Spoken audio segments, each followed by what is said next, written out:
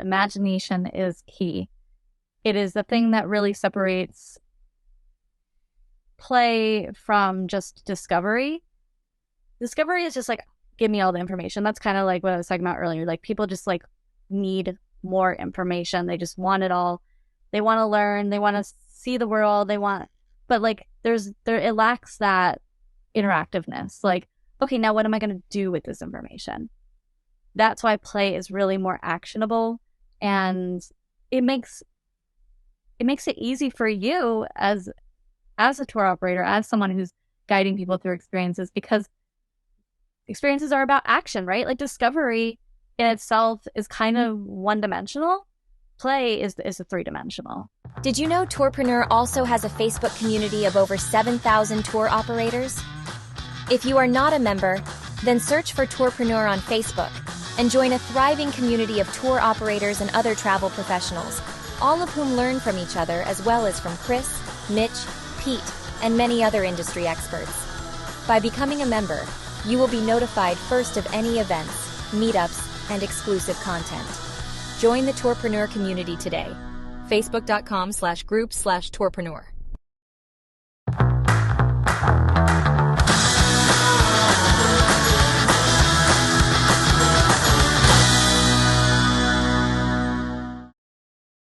Hello, everyone, and welcome to another episode of the Tourpreneur podcast. I, as always, am Mitch Bach, and today we are going to the playground with my friend Sam.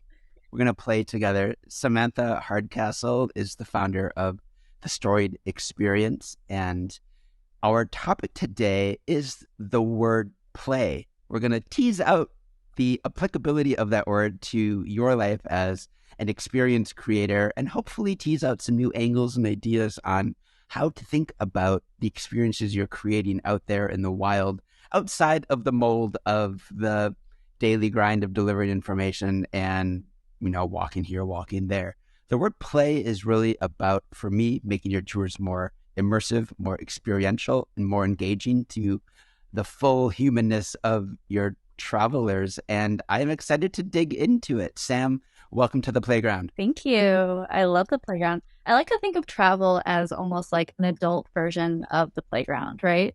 I mean, we take vacation because we need to get away from the seriousness and of adulting. Absolutely. We're banishing the word adult when it has those connotations of seriousness and we're above everything. And even the idea of fun, that fun has to be this very adult sort of way of having fun.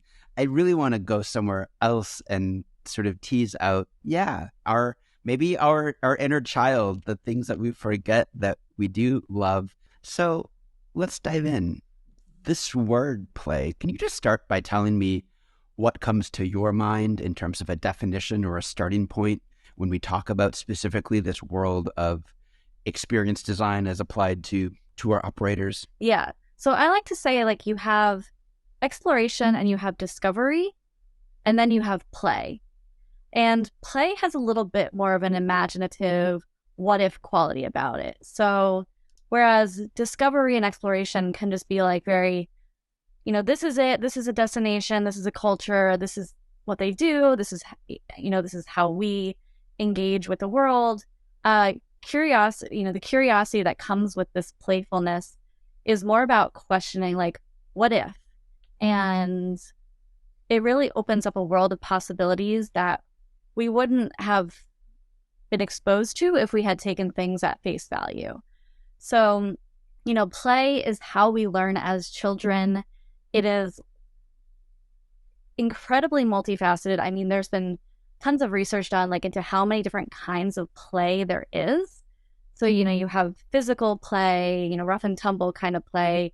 And then you have play where, you're playing games and you're playing dress up and those are more imaginative type play, and then competitive play. So those are just a handful of the different kinds of play. But it's really about how do you leverage those ideas and the ideas behind it, because it's not necessarily about bringing people back to their childhood, although that is incredibly comforting. it's about how do you take someone away from the seriousness and the mundane autopilot mode that they operate in constantly all day long, every day, every day of the week, and invite them into more of a playful mindset. And that can be really challenging for people. Yeah, you're right. It's not a return to childhood. However, what I think childhood brings is an unabashed sense of being ready to try something new, to explore, but also gamify the world. Just learn by doing and exploring and thinking differently about things, and doing it essentially without the kind of rules that creep into what we think is the right way to be on tour, the right way to travel, the boxes that we place ourselves in. Yeah, exactly. And some qualities of play are exactly that. Like, it's less about rules, and you want to create structure. You want people to feel safe, but you also want them to feel safe to step outside of their normal concept of every day. And so, for example, like, you're walking down the street and you're giving a tour, it's maybe going left instead of going right. And like, that's a surprise element that people are like, okay, what's going to happen now? Like this wasn't planned. And there's so much spontaneity in that. And I think that that's just one example of taking a more playful approach. Like, when you learn about play, like I've actually taken courses on play, and they say, let your dog lead you instead of you leading the dog on a walk. Like, that's something that is deviating from the norm of your everyday and could lead to more surprises, more things that you don't know what's going to happen. And there is this quality of uncertainty that I think is really nice and refreshing, because like these days we can just Google everything, we can know everything. And when you don't have that element of unpredictability, it can be really hard to tap into that play. Yeah, I think you're right. At the heart of this idea of play is a willingness to be and accept spontaneity, right? To go with the flow, of course, but to also be willing to step outside your normal standard operating procedure of judging, right? I feel like almost in addition to enjoying, the default tour taker is kind of in a mode of judging. Am I liking this? Am I liking you? Am I liking the guests? Am I liking the city? This idea that I hate New York. It's dirty. It's grimy. My tour guide is boring. My tour guide is fun. I'm tired. I'm hungry. It's getting away from that level of Maslow's pyramid and allowing yourself to go somewhere. Yeah, exactly. I mean, speaking of New York City, I mean, like when those emotions and those thoughts, like someone steps into a place that's incredibly overwhelming, and there's like just so many different places you can go and different directions you can take. Like, it's like, how do you incorporate play when it's such a massive city? And I think the answer lies in knowing really well, like, your ideal guest or visitor, what their concept of play is. Like, what do they need most? Like, how did they play when they were children? I mean, I think that's a really important thing for all of us to know about the people who we're traveling with. And so, like, you can have someone who played imaginary because they were picturing themselves like being an astronaut. Or you can have someone who played like building things, right? Or you could have someone who played, collecting things. Like, you could have someone who played with, dress up. So you have all these different modes of play as children, and eventually those modes of play translate into our everyday lives. I mean, someone who was curious, like someone like a nerd like me who collected like rocks and crystals as a kid, that translates into my adulthood, and I like collecting things that are like that. So, I think we can learn a lot about what our guests did as children, and then take those notions and extrapolate them into things and moments within the experience. And it opens up a world of creativity to where you're no longer just speaking at them. You're saying, okay, like this is an opportunity to challenge them, to invite them in to this play mode. But like it has to be something that was familiar to them as children.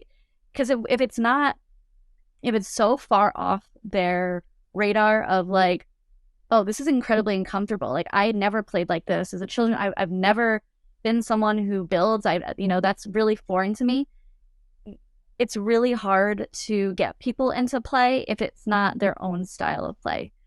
So knowing a little more about the little behaviors that people adopted as children helps you create something that is comfortable for them in the end. And of course, like you want comfort is essential for people like bringing down their barriers, but there is an aspect of play that can be a little challenging, and that's okay too. It's really like a balance between like we want people to be comfortable, but we also want them to step outside their comfort zone a little. It's really interesting. A lot there. So much to unpack. So much. Don't worry, we've got all the time as long as our servers hold up. The first thing is that power of collecting. It's a really, really simple way to think about play because it's so applicable to what we do when we're marketing and designing and delivering experiences. Yeah. For example, it makes me think of Shantiria Early in the Travel Divas. I posted about this in the Tourpreneur newsletter a few months ago. She made custom patches that you collect when you've completed a journey with her. And people would wear them with honor, with pride, sew them onto their backpacks, and every single trip. I mean, these are like $7,000 trips and people are going on them to get a $3 little patch. But it's tapping into, so bravo to Shantiria, but what is it doing? It's tapping into that like humanness that we are of wanting to display our pride. There's a reason generals and Boy Scouts and, everybody sort of has something that people collect. I collect empty bottles of wine. My husband collects, and then I throw them away. And then my husband collects comic books. So this connects me to kind of the second half of what you were saying, which is we're tapping into essentially these core things that we love as humans, especially that we exhibit when we're children, but are latent in us even as adults. Yeah. And we have a tendency to get away from those things. Like, I mean, I don't collect stickers anymore, but I do collect vintage cookbooks. So it's like, while the format changes and evolves as we get older. But, some people really do just lose touch with pretty much all forms of play. And I think that's really sad. But I think travel and experiences are an opportunity to reconnect them to those things that lit them up as children. So, while you may not be able to make a current clear connection between something that someone did as a child and something they're doing today, just being aware of it can help you create moments within your experience and I love the example that you gave. I think that's a perfect example. And it really helps people say, okay, I want to be able to usher in moments where people are dressing something up, right? Like, so for example, like dressing something up might not be related to clothing or textiles. It could be literally giving someone, a blank cookie and having them decorate that cookie, right? So but making sure that there are no, that this is not intrinsically motivated and it's not about winning something or getting something out of it, that it's just done purely for fun. So there are ways, no matter what kind of tour experience you operate, you can infuse those qualities of play into it, and you can learn about them just by reflecting on the kinds of play that you witness. Even if you don't remember the kinds of play that you played as a child, you can go out and observe children on the playground. You can go out and observe the kids in your family. Like, what is it about the play? Like, don't burden yourself with the details of like the actual play, because again, we're not all going to go out and act like 5-year-olds, but it's the elements and the qualities of it that we need to keep in mind. Oh my God, that makes me so sad. You killed your inner child, but go look at other children while they still have that sense of wonder and excitement about the world. Yeah. Uh, um, it's funny. You've got me thinking back to a period of my life in New York when I was a local guide and did a ton of family Okay. tours. Worked a lot with children in small groups, and it was a chance for me to just try things because the city is so frenetic and chaotic, and your storytelling alone is rarely going to be enough for the children. Promise you. Um, so I'd read this book later called Gamification in Tourism, and it gave kind of a theoretical framework to what I was doing just really practically, which I was just trying to make it through the tour. But I did things like I came up with a tour called Spin the Village, where Greenwich Village is a maze of streets and everybody was addicted to those stupid fidget spinners at the time. Okay. And so I took one, gave it to the most obnoxious kid, and I said, "You're the official spinner. You'd spin it, and whatever way the arrow pointed, we would go." Love that. Now listen, it's Greenwich Village, so we'd eventually just cover all the stops I was going to do anyway, because it's pretty ambiguous where we're pointing, to be honest. But the end result was they felt like they were making up this tour, and they were like, "Wow, you know everywhere about everything," and it was, they were excited for what's next. Where's chance going to lead us next? Love And that that. element of chance and group discovery together made us all feel like we were on the same team. All right, where are we going next? And what's that going to hold? Yes. It's the group element, I think. Like they talk about play, and of course you have play, solo play, and it's important. But play when it's collaborative is incredibly powerful. And they say that it can be easy to step into new roles and do role play when you're in a group of strangers versus when you're surrounded by people who already know you. So like you can challenge people to adopt new behaviors, new roles. Like you can literally hand out roles to people. Like, based on the stories, for example, going back to New York, like if you knew that there were people who became famous in New York and you were doing a movie tour, like a movie or media tour throughout New York, giving people roles to play based on real people who actually grew up there and became famous, that's a really cool connection. And like being able to step into a role not only allows us to see things differently, but it also enables us to tap into a greater sense of creativity. And, if it's a role that we have fun with, then we're able to take that role and find ways to integrate it into our daily lives back at home. If you were like, "Oh, I really enjoyed my time pretending I was this person." I don't know. Maybe you can give me a famous, Frank Sinatra, right? Who's from New York.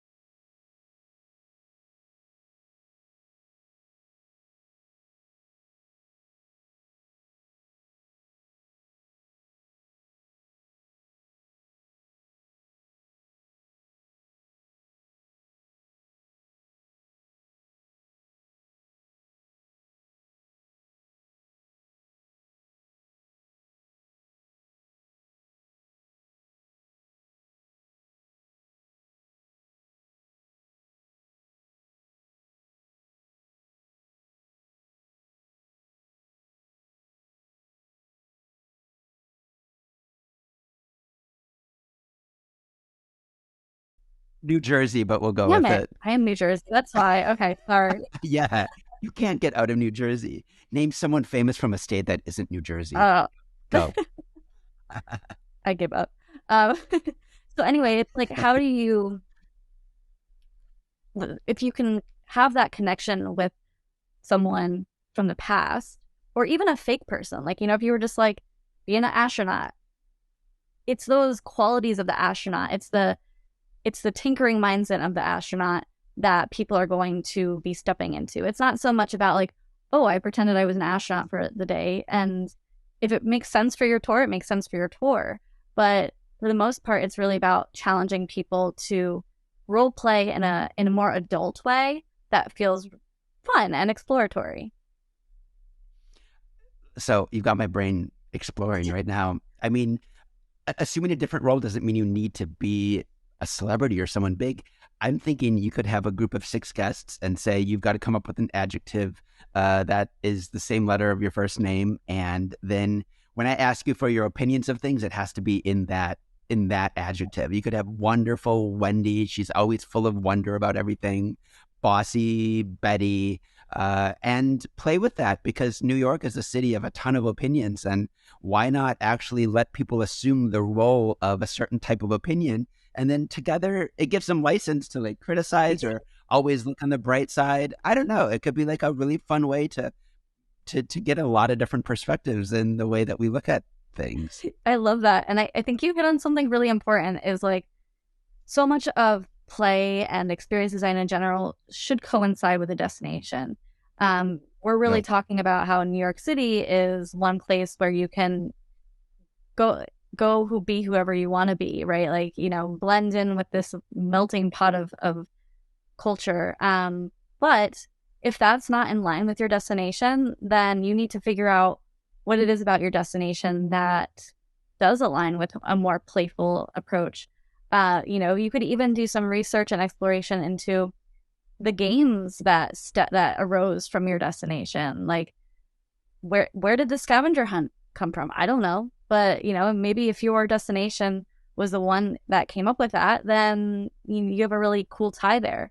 So I think that so much of the sense of place that a destination has should somehow sync up with that play approach. In some ways, another word for play is doing. Yeah. Just like doing things. I think there's a type of play that's constructive play, which is painting or drawing or building or whatever. And you could be on an adventure hike and led by a really great naturist or whatever. Wait, is it a naturist or is that the nudist? No. All right. That's fun. That's good play. Naturalist. Naturalist. That's right. God, and it's a dry January and I'm already saying. So you're on a hike with a nudist, and I mean you could stop, just give a moment for the guests to, I don't know, you could give them pencil sketches and tiny little pieces of paper and just say, I want you to take a moment and put away your phone, stop taking photos. I want you to see the light, see the rocks, see this moment in your own way. I'm going to give you some colored pencils and a little piece of paper, and I just want you to take away a sketch of your actual experience engaging with this landscape instead of just taking a photo and moving on. That's play. Yeah, exactly. And you could encourage people to use nature, objects from nature to create something. I mean, anytime that you're challenging people to do things a little differently, I think that is the truth. Because if you're someone who, going back to this idea of like, if you're someone who builds and you're someone who builds all the time, then that is not playful for you. It can be fun and enjoyable and satisfactory, but because it's an everyday occurrence, it doesn't have the same element of play. So play is often so heavily tied to stepping outside of the norm and doing something that shifts your perspective. And I really think that the intrinsic motivation is a huge part of what makes play. If you're doing it out of the pleasure, of the pure pleasure, not just because someone told you to, Like there really has to be an element of like, I just want to do this. Like, and that's another thing. Like when you do have an experience or an activity that is super structured and there's no space for deviation, there's not room for play there. And I think that you kind of have to structure and start your experience, your tour, with an invitation to say, like, if you see something and you want to do it, like, let's talk about that. Like, let them know that there are opportunities to go beyond just what is on the itinerary list or whatever it is that you're doing. And that, as you said, like the example with the fidget spinners, like putting people in control of, and that really kind of takes a little bit of the pressure off you too. Like if they want to do something because their curiosity is leading them in this direction, that's going to feel a lot better for them than just saying like, oh, well, I have to do this. And this is, this is what we have to do. And that doesn't feel good for anyone. I mean, no one as a child, like being told they had to do something, right? Yep. Takes the play out of it. I learned this back when I was leading cemetery tours of Arlington National Cemetery in Washington, D.C. And first thing we'd enter and I'd launch into a lot of history and tell it in a really good story. But it was like, I was actually robbing them of a moment of awe, of discovery, of revelation, because they'd enter a place they had never been. And it's so different than what they obviously see anywhere else. Like the perfectly manicured lawns, the gravestone or the headstones in the exact perfect rows, this kind of magnificent mansion on the top of the hill. And I realized much better than any great hook or story or words that could come out of my mouth was two things. One, I would say, I want you just to take the next 11.7 seconds and in silence, just look around. Yeah. And 11 seconds is about 29 minutes on tour of silence from a tour guide, or from me at least. Right. And then I would just start by saying, what do you see? What did you notice? Yeah. That's a form of play. We're not saying I need to bring out Legos and say, build a Lego model of these graves. Yeah. Play is letting your imagination run and notice and savor and understand in your own way, in your own language. Yeah. There's a great quote, and it says something along the lines of, that is the first step to play. That wonder and awe is the first instance of play. And it's what you do with that really matters. And, I think that you bring up a really good point. So there's play that's like just pure, like in your mind, curiosity. And then there's play that's actionable. And it's good to have moments that throughout your tour where you're moving from one to the other. You do want to create some engagement that is like physical movement, physical tinkering. I mean, that's always great to have. But I think what you did is starting off with this moment of orienting. That's what they would call it in the psychological somatic space, is like, if you don't give people that moment to orient, to figure out what's going on in their environment, it can be really disorienting, and it can be really hard for someone to jump into the next part of play, which is the more active, physical, interactive side of things. So you do want to kind of set people up for success, because it's not easy for people to just switch on and switch off from play. They need to be warmed up. And again, that awe moment, that inspiring moment is the perfect, like if you imagine like a light, a match, like it lights the match for play and it gets things going. Yeah, that's such an important point. You need to really create the conditions of safety that promote that kind of willingness, or even provoke it, that make people want to do that. So maybe you don't start out by saying, all right, now we're all going to play dress up in the first moment.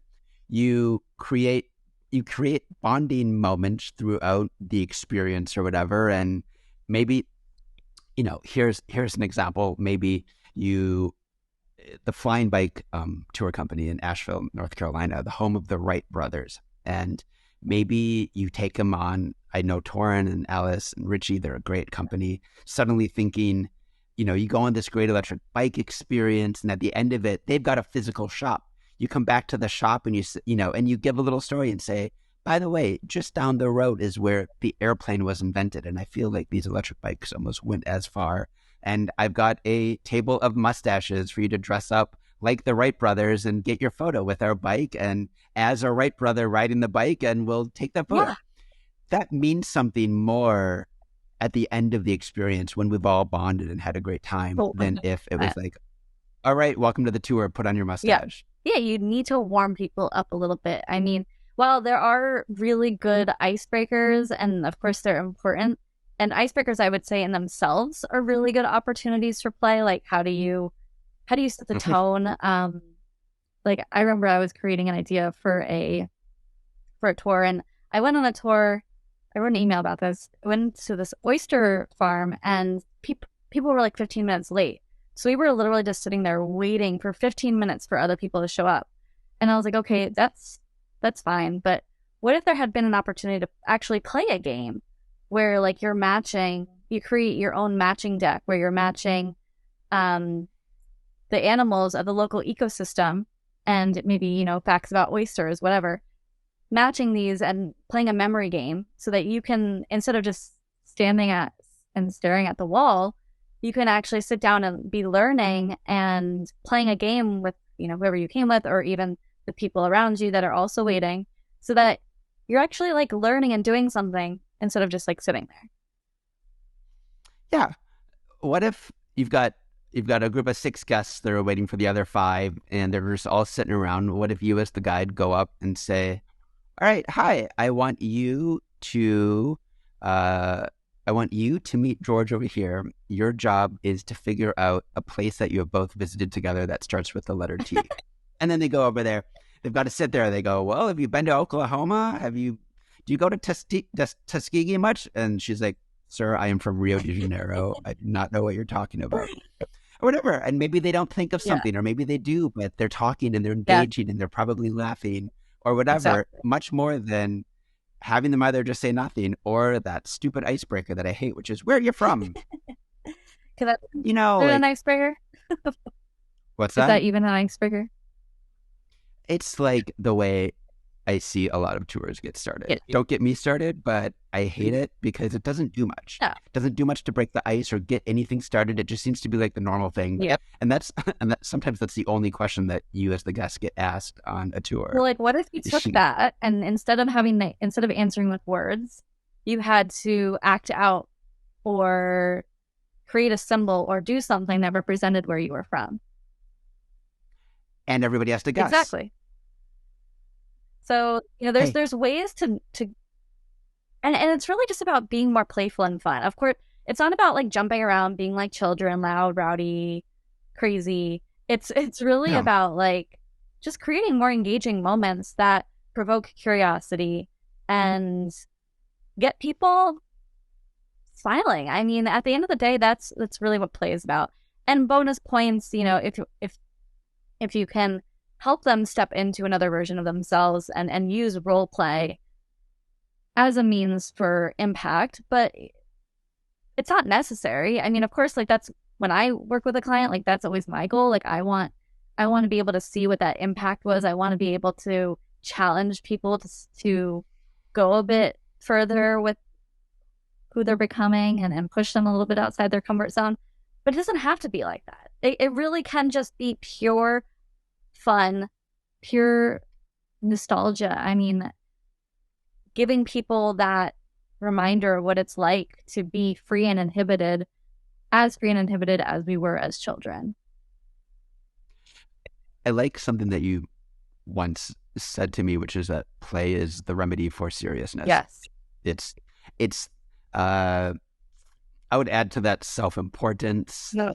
What I am doing is cultural heritage interpretation of an important Renaissance site. Fine, but people are still people, and they all had childhoods, and secretly we still want to be filled with wonder and delight and have a good time. Yeah.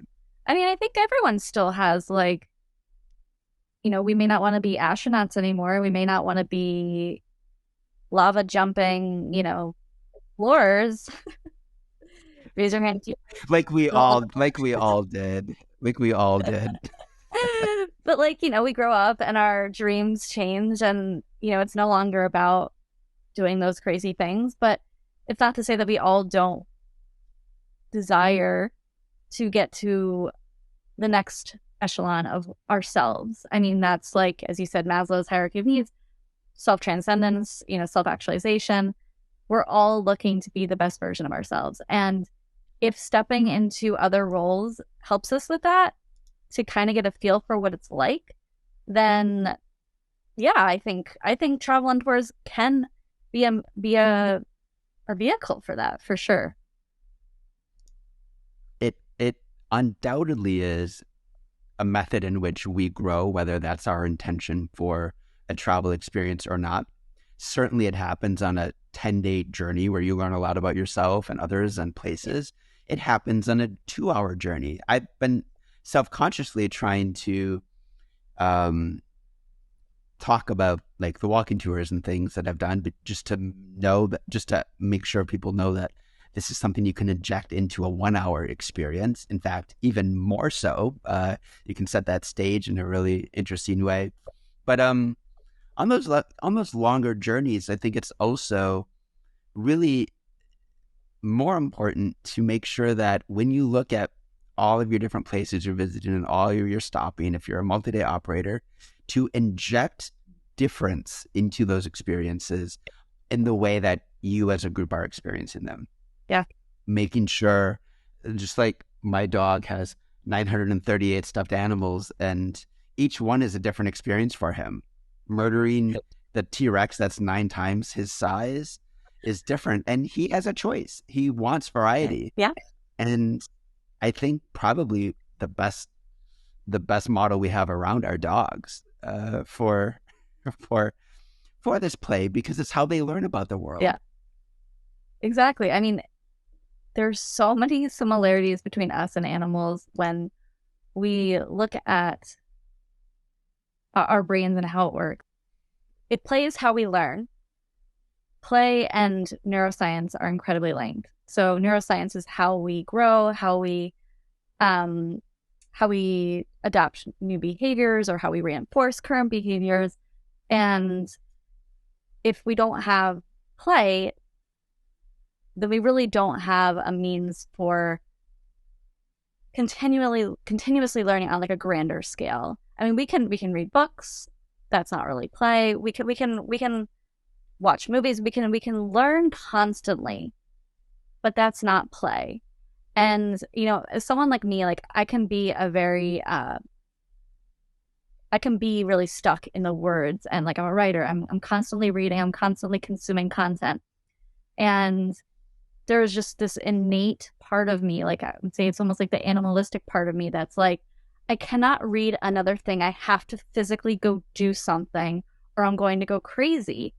And it happens to me a lot. Like, I think this is like the drive within all of us to go experience things. And it's almost like that curiosity becomes too much.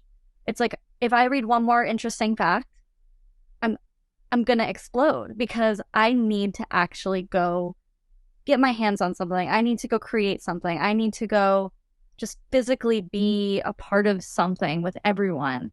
And I would say that we all get to that point where it just like explodes and we're just like, okay, what is it? Like I need to find an outlet. It's like a creative outlet for this, right? So yeah, I mean it is incredibly from a physical, bodily neuroscience capacity, play is essential. And I think because of adults, we're adulting. I know you said we're not allowed to use that word. I think as we get stuck in this territory, we really do become detached from play. And if our vacations and our travels are the only outlet for it, then it's really pent up. So like the demand for more playful, more creative experiences is there. So this is like my plea to you as an experience designer, to another experience designer. Please start thinking about ways to become more interactive, become more challenging.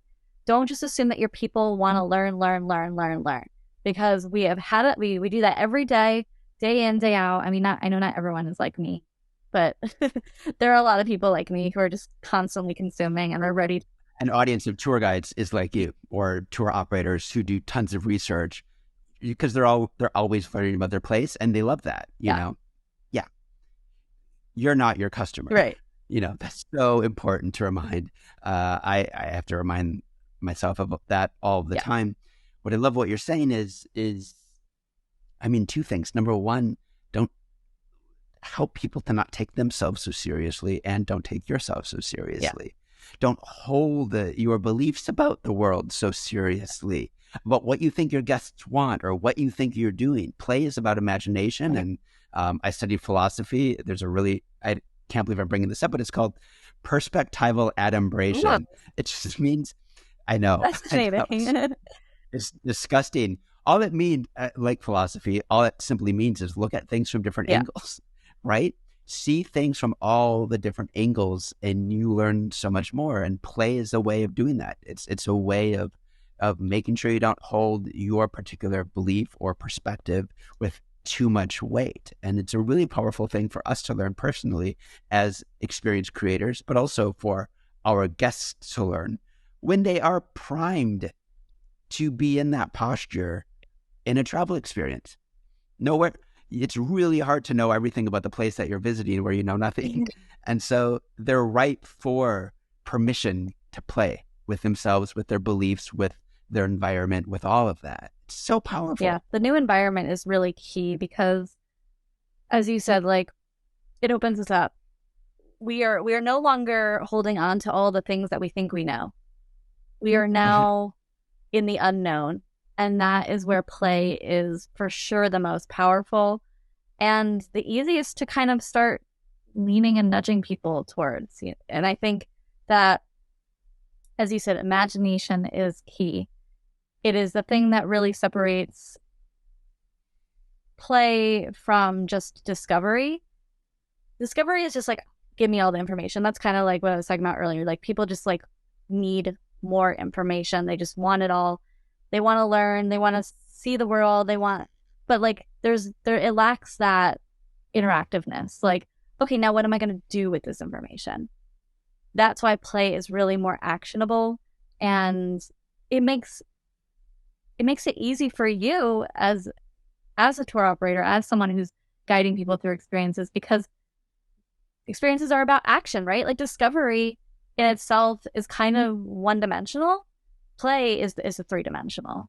And if you can just ignore discovery for now, just like pretend like discovery doesn't even exist and just focus on play, it will give you so many more tools to create something that's engaging. Taking any moment, you could just take any moment and say, okay, how are we going to playify this? Like, I just made that up. I don't know if that's a word. How are we going to playify this moment in time? And all you have to do is look at the qualities of play. Look at the way people play. Look at the different ways that people engage. And then you have your answer. You could literally make a list if it makes it easier for you to say, okay, well, these are the 10 qualities of play that our tour and our brand and our concept are really connected to. And we want to make sure that these 10 elements of play are peppered throughout the entire experience. And there you go. What you're creating is a playcation. Playcation. We can placate. I like it. Placate your tour. I think probably the most practical thing we could say is, number one, the brain craves this. So we crave it as humans, and humans are partially brains, and our brains crave it. You and I both have a man crush on Paul Zak, the neuroscientist. And one of the things, he says over and over again is the 20-20-20 rule, that you need at least as much time in kind of brain rest as you do in receiving information. Yeah. If you've talked for 20 minutes straight as a tour guide, then your guests basically need 20 minutes of processing time. Something else, the neural fatigue is real. We need to shift our modes.